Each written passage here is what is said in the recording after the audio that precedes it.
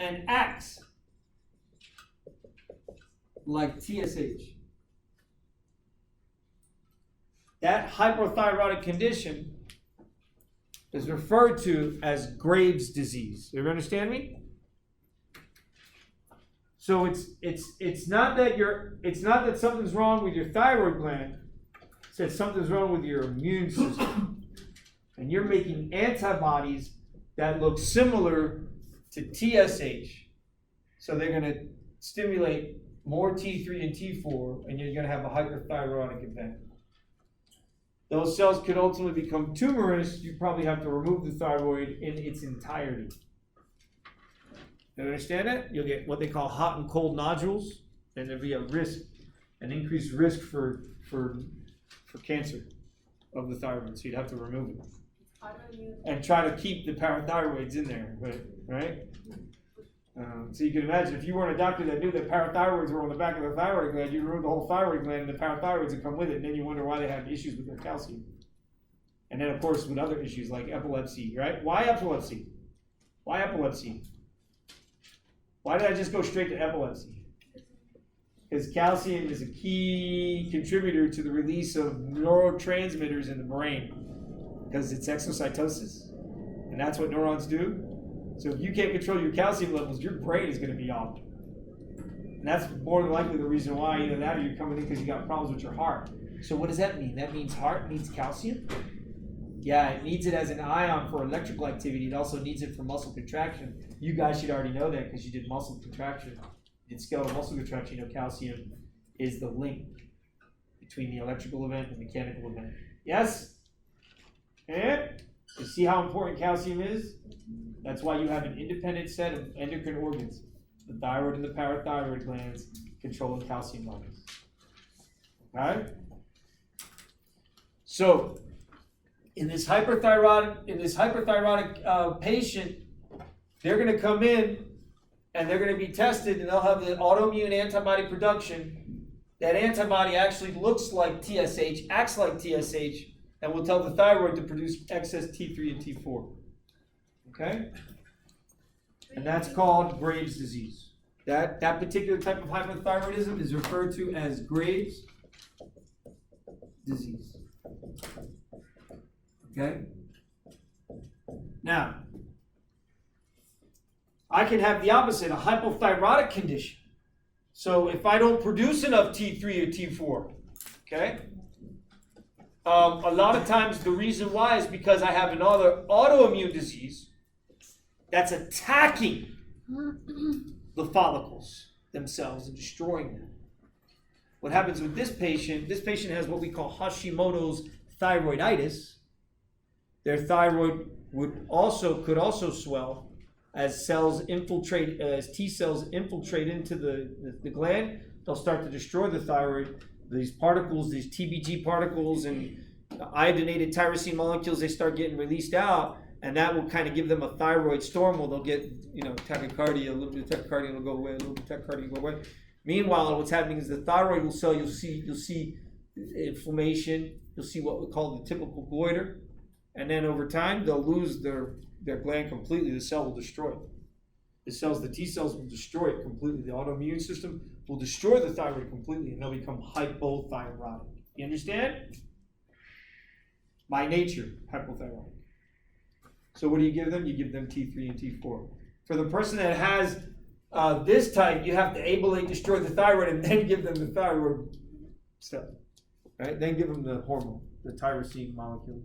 You give it to them in pill form. Luckily, there's a good, decent amount of solubility. It gets through the membrane fairly quickly because it acts like cholesterol.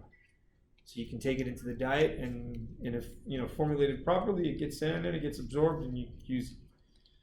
I can tell you, my father has hypothyroidism. He almost died from it. You can fall into a coma. Your basal metabolic rate will drop below the normal amount. It means you'll lose less. You'll use less and less energy. The cells, your hair will become wiry. It'll fall out. So you'll see the hair will become wiry, and there'll be less hair on the extremities. They'll be cold intolerant because they're not generating enough internal heat, because they're not burning enough glucose in the presence of oxygen. That's done by the mitochondria back to cell. Everyone agree? That's how T3 and T4 are going to work, with T3 more so. T4 is the reserve. Did everybody hear me? And then sure enough, guys, I want to emphasize something to you. All these proteins that we're talking about, there's something really important here separately. That the liver has a carrier to protect these, and that carrier is referred to as albumin. And albumin can bind to any and all of these protein hormones that are produced and act as a reservoir for it. You understand me? And that's important. Now you see why. Now we got. I just explained to you a double whammy as to why an alcoholic has issues. Huh? One, they won't be if they're busy making fibrous scar tissue because they've been exposed to so much alcohol that's what they're spending their time metabolizing, right? That they're not making enough what? What protein do they make that's responsible? That's the pre-pro hormone. Angiotensinogen. Remember, this guy's made in the liver, right? Then, albumin is made in the liver by liver cells. So if I've got an issue with my liver, then I have an issue with my angiotensinogen, which gives me problems with blood pressure. Sure enough, problems with albumin will prevent us from absorbing water at the venous end of every capillary in every organ. Did everybody hear me? Which is why they're dehydrated. Which is, well, it kind of, they get what they call anasarca and tissue edema. Massive systemic tissue edema is referred to as anasarca. Lack of albumin, because here's what albumin does. Albumin stays in the bloodstream. I'm in the bloodstream. I'm going through artery, I go through arterial, I go through capillary. Now I'm at the venule end of the capillary. And because I'm there and I never left, water comes back in because of my influence. If I'm not there, then the water stays out and the tissue swells. So if you have cirrhosis of the liver, you won't make enough angiotensinogen. Therefore, your kidney can't respond to changes in blood pressure. Then guess what? You can't absorb fluid from tissue. You can't reabsorb fluid from tissues. Now you see why? Someone who has severe cirrhosis is going to have renal failure. Because you got fluid on board in the kidney, you can't get back in. You get cardiovascular failure, won't you?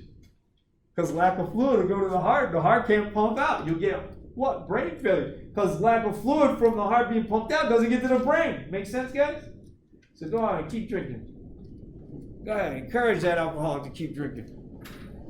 Just kill himself quicker. Best to do it quick. Because what you're doing long term, man, no.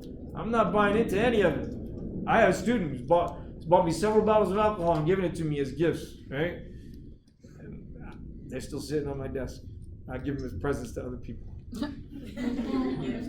don't drink it. Shoot, I just got over a kidney stone over the weekend, ladies and gentlemen. Yeah, it's my second kidney stone within 2 weeks. So, yeah, I don't mess with no alcohol. Not me. Not if I'm already at pre-desert, because look how much I sweat. I'm up here teaching on sweat. I wish I could come up in here in a polo and shorts. I'd be chilling.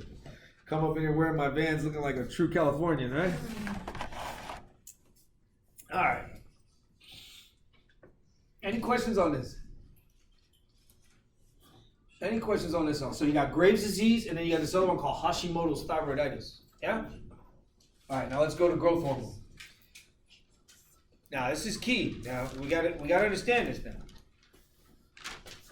Okay, if I'm a child in development, and before I go to growth hormone, if I'm a child in development and I have problems with thyroid hormone, do you guys see that that's a bigger impact than if I had it normal when I was a child and then as an adult I start to develop it? Do you guys see what I'm talking about? It's more detrimental to a developing fetus if they have some issue with the thyroid hormone, yeah? That could cause severe mental retardation. I believe that's called cretinism, guys, yes? Yeah?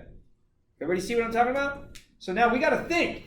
There's a difference between having a problem with these protein hormones when we're in development versus once we've already achieved development and somewhere along the line we develop it at some other time. Okay? So early on, it's more detrimental. Okay? In most cases, if you can't make these major hormones like growth hormone, all bets are off, man. You're done. You're an aborted fetus. And your mother probably didn't even know it. Usually most females don't know that they're pregnant. Just heavy menses, huh? They have an unprotected says they have heavy menses. More than likely it was an aborted fetus. Because females are never paying attention, right? You see a little arm. No, because it's aborted very much earlier on. So you wouldn't even know.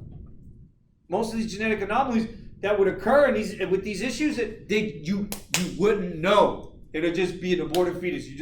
Maybe you're trying to get pregnant and it's just not happening. You follow? Okay. Sorry. So with growth hormone, if it happens early on in the development, not so much of the fetus, but in the development of the fetus and then throughout its puberty, right? So it's been going on from the young, throughout puberty. These guys are going to be huge. Giants, right? Gigantism. You get it? Gigantism. Got me? Manute Bol, gigantism.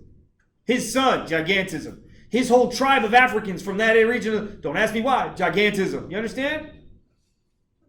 Look up, tallest people in the world. This is unfair. To watch this guy play I love him. He's on Philadelphia 76ers. Yeah. Right? Because I root for the 76ers. But it really was unfair, right? He put his hand up through the goal. Not have to jump, and he could just block the ball. That's so unfair. 7'7".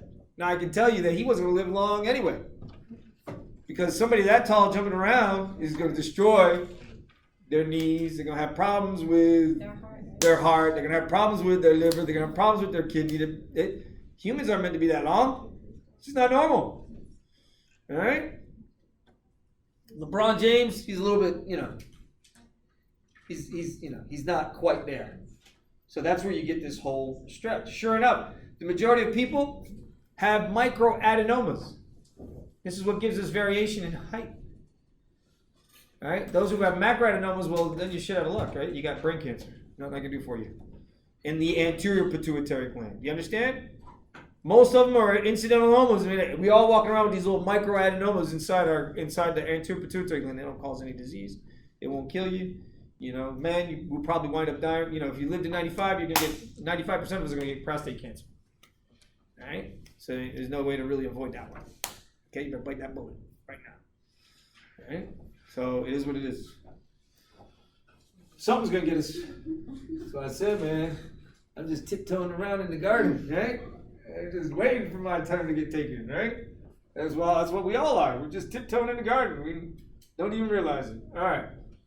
Any questions on this stuff so far?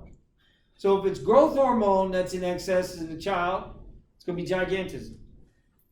That's before the epiphyseal plate fissures.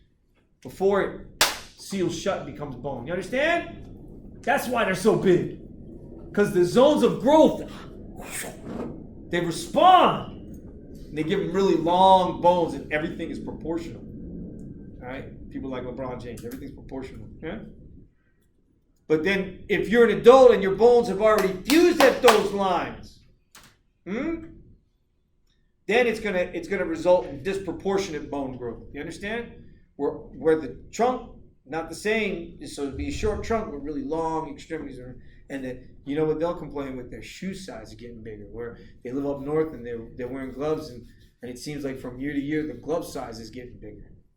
And their face is changing over time. That's acromegaly. Did everybody hear me? That's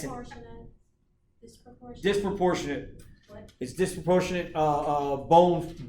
Actually happens. The bone begins to respond, but it does it in a disproportionate way because there's ratios from head to toe.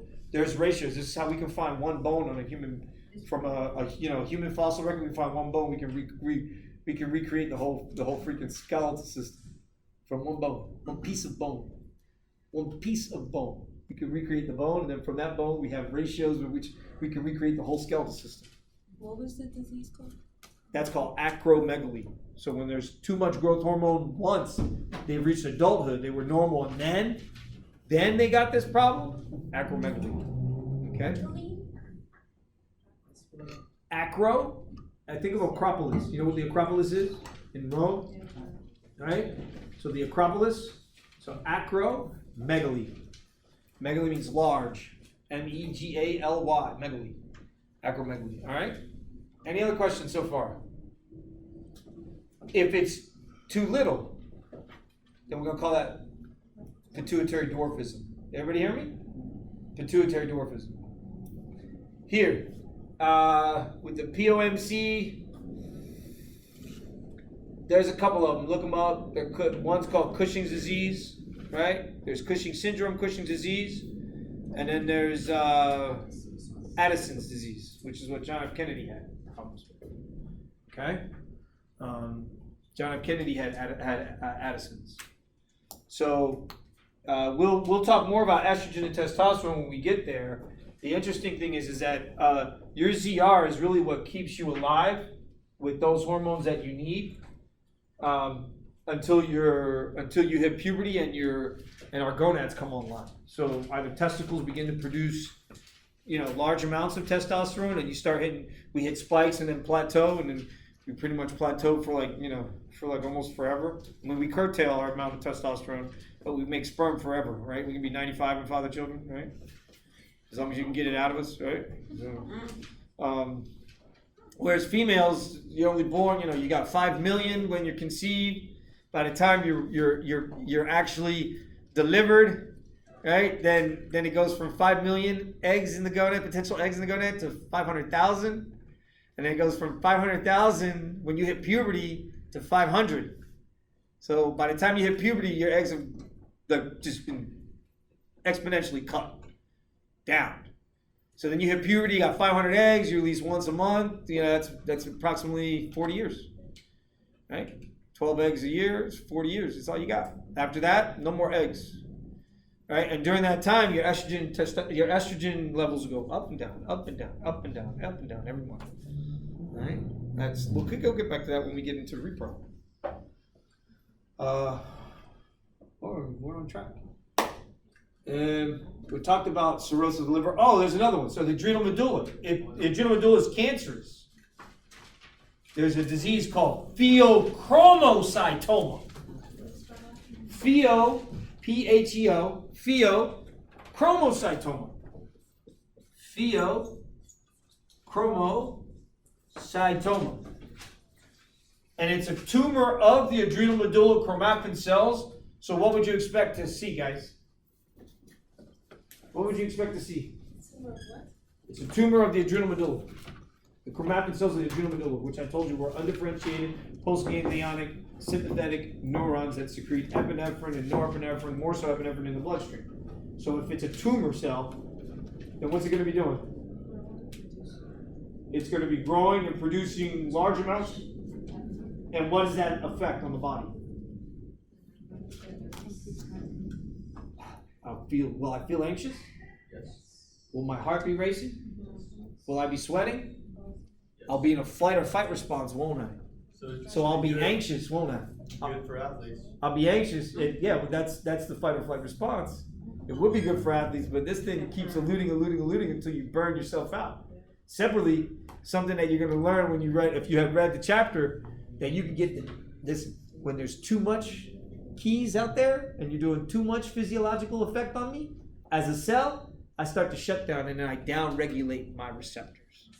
And when I down-regulate my receptors, then I become desensitized. Everybody hear me? So I don't respond as much. And therein lies the problem. So this is why sometimes thrill seekers got to get what? They got to find better thrills. Right? They got to constantly be thrill seeking themselves more and more and more and more because they build tolerance. This is the way in which we build tolerance. Physiologically, tolerance in the brain as well. Drug tolerance as well. It's down regulation of receptors to become less sensitive to drugs. Drugs that we would take, drugs that we would make, become less sensitive to them. That gives a whole example of tolerance. So key things here. Other diseases, pancreas, guys. What's the famous one everybody knows about? Diabetes what? Mellitus, yeah, because there's another one called diabetes insipidus. Which one is that one? ADH. So if I have hyposecretion of ADH, that's called diabetes insipidus, yes? Diabetes mellitus, I'll write it up here. DI. I got room? I'll write it over here. And then I'll let you guys go. DI, diabetes mellitus. I mean, diabetes insipidus is a decrease in ADH secretion. Guys, how would that affect my blood volume? Patient comes in, what would they have? High or low blood pressure? Low. If I don't produce antidiuretic hormone, then I don't absorb enough water. That means I'm producing more urine. Yes? That means that my my water concentration in blood is lower, so my blood pressure drops. What's my heart rate going to do? It's going to go up. Does everyone agree? Is that a stressful event? Huh. Am I going to get a release of epinephrine, norepinephrine? Guys, you see how things are really connected? Because it's a stress event. Now you put the body through stress. Stress is the same if it's physical or mental, yeah? Or if it's physiological. Huh? Still stress. Stress is stress. But if you think I'm lying to you, look it up. Here, diabetes mellitus. Well, there's type 1, and then there's type 2. What's the difference? Type 1 is autoimmune destruction of the pancreatic beta cells. Everybody hear me? Look it up. Type 1, autoimmune destruction. Autoimmune destruction of pancreatic beta cells. Destruction. ION, right? Destruction of beta cells. Autoimmune destruction of beta cells. And type 2 is, there's a lot of risk factors there. Diet, lack of exercise, increase in central obesity. Usually it's due to insulin resistance. Now watch, everybody. I'm going to explain it to you. I eat like shit. Here's the candy bar today.